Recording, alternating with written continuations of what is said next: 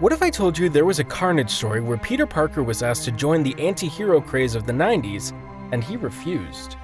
The 90s were a strange time for comics. In 1989, Tim Burton and Michael Keaton helped legitimize superheroes for the mainstream with a pair of stylistic Batman movies. It was also a golden age for cynicism, giving rise to the popularity of the anti-hero. In 1993, the return of Carnage and his repulsive friends made Peter decide who should be a part of his amazing friends, and whether he'd go the all-out anti-hero route or stick to great power, great responsibility. Let's look at Maximum Carnage, the all-star crisis of faith for Peter Parker.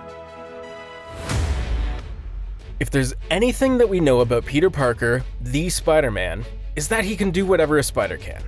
And that he lives by the principle given to him by his Uncle Ben. Say it with me. With great power, there must also come great responsibility.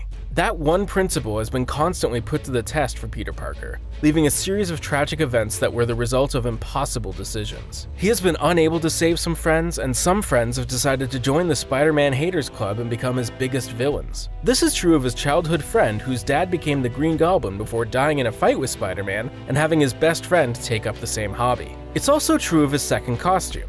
The black and white upgrade from the Battle World turned out to be a living being who had become really attached to Peter Parker and really miffed when Peter rejected him. While the symbiote suit and Venom were created in the 80s, Venom became the perfect character for the 90s. Obsessed with Parker, Venom wanted to be a good guy, but he was unable to differentiate the violence that Spider-Man would use to protect people with his own more permanent violence. He had become the ideal 90s anti-hero, a dark past character who was willing to do the thing no one else has the nerve to do.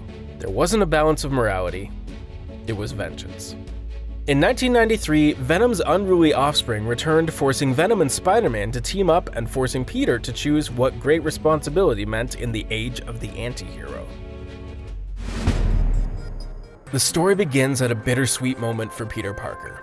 His friend and enemy, Harry Osborn, had died like his father died, being the Green Goblin. Venom had moved to the West Coast and was doing his more violent version of being a good guy. Carnage was separated from Cletus Cassidy, and the former was safely locked away at Ravencroft. Except he wasn't. But Peter's long-lost parents were back. Except they weren't. In the case of Cassidy, Carnage had gotten into his blood. Literally. Do you think in Marvel Universe science colleges there's posters warning about unintended consequences and reckless experimentation? They're not working if there are. Carnage is let loose and gets right to what Carnage does best. Carnage. I mean, it's in his name, so... Some villains have elaborate plans that are intended to sow chaos and drive the superhero crazy trying to unravel it. But there's some villains like Carnage that just kills whoever's closest. While working his way through the prison, he found a fan and former rock groupie turned violence groupie Shriek, who got superpowers after an ill-fated trip through Cloak from Cloak and Dagger's Cloak. The two decided to become that creepy couple with matching tattoos and inappropriate stories and launched on a killing spree. The news that Carnage's demise wasn't technically a demise and Carnage was once again on the loose catches the attention of both Venom, who feels responsible for creating Carnage and would very much like to undo that by killing him, and Spider-Man, who is just understandably concerned that Carnage is on the loose. Carnage and Shriek go Spider-Man hunting only to find a spider doppelganger, a six-armed leftover from Infinity War that was essentially a copy of Spider-Man that was a more spider and less man. They adopted him as their son for reasons no one wants to look into too deeply and continue their killing spree. Peter Parker breaks his promise to Mary Jane to cool it with the Spider-Manning for a week and goes after the rampaging fake family. Spidey is able to injure Shriek, but not before Doppelganger manages to crack a few spider ribs. Spiders don't have ribs. Peter Parker ribs.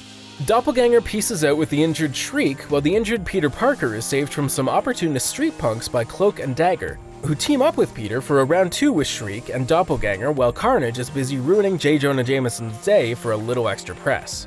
Carnage shows up to the fight fashionably late, upset that his gang has attacked Spider-Man without him, and Shriek manages to overload Dagger's powers, forcing her to disperse. Oh no, not looking good for the good guys.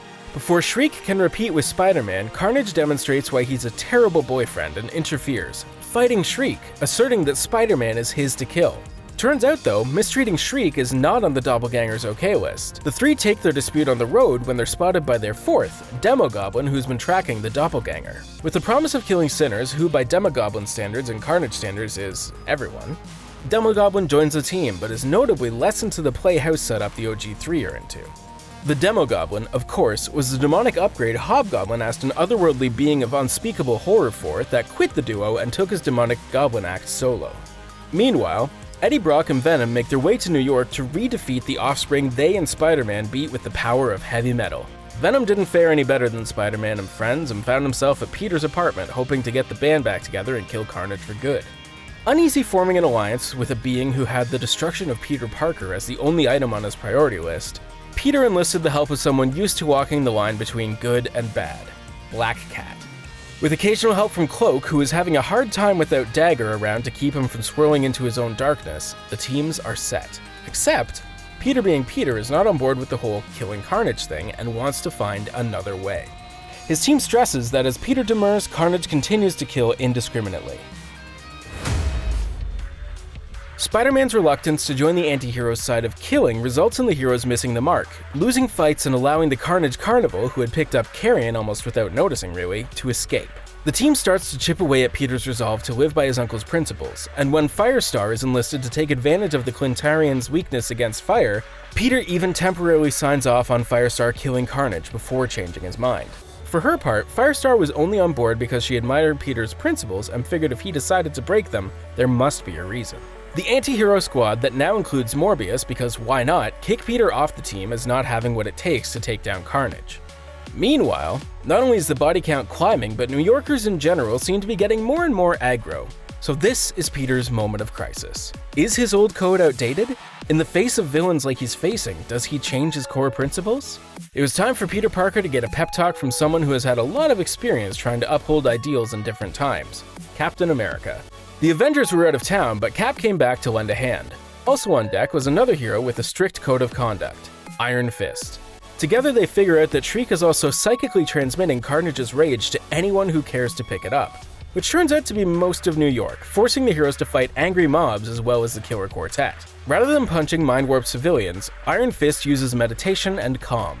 Realizing that Iron Fist can do that, they get together with Deathlock, who has been trying on his own to stop Carnage, and with a little help from the Rand Corporation, builds an amplifier for Iron Fist's calming chi, which works great, until Shriek pumps up the volume on her own power. It turns out that the anti-hero squad had its own problems that ultimately result in Carnage capturing Venom and torturing him because, well, he's Carnage. With Carnage's cavalcade of crazy divided and the anti-heroes not gelling as a team, even with the addition of a totally not Spawn Nightwatch for some reason, Team Spidey, with Deathlock, Iron Fist, and Captain America, are able to make some headway the principled way. Just in time, Dagger returns, telling everyone that she was recovering in Cloak's cloak. She boosts the feel-good ray mounted in Deathlock's chest, and not only is that able to lay out the Carnage not-quite family, but also manages to cure Carrion, temporarily. Everything's right with the world. Peter is back on Team Uncle Ben and tells his not real dad to chill. It turns out Peter's parents are life model decoys sent by Chameleon, but that's another story. Naturally, Carnage was playing possum. Peter is once again faced with the conflict. Is his unwillingness to kill Carnage making him responsible for the deaths that Carnage causes in the way Venom feels responsible for Carnage and Peter feels responsible for creating Venom? The change of heart actually comes from Venom, who charges the two symbiotes into a power transfer station, re-immobilizing Carnage and allowing him to be recaptured. And with that, Spider-Man rejects the cynical 90s anti-hero path and sticks to his Spidey guns. Part of what made this 14-part series to happen in such a short time was the sheer volume of Spider-Man titles. The event spanned the Spectacular Spider-Man, the Friendly Neighborhood Spider-Man, Spider-Man Unlimited, Amazing Spider-Man, Web of Spider-Man, and just plain Spider-Man. Not every character can support half a dozen titles.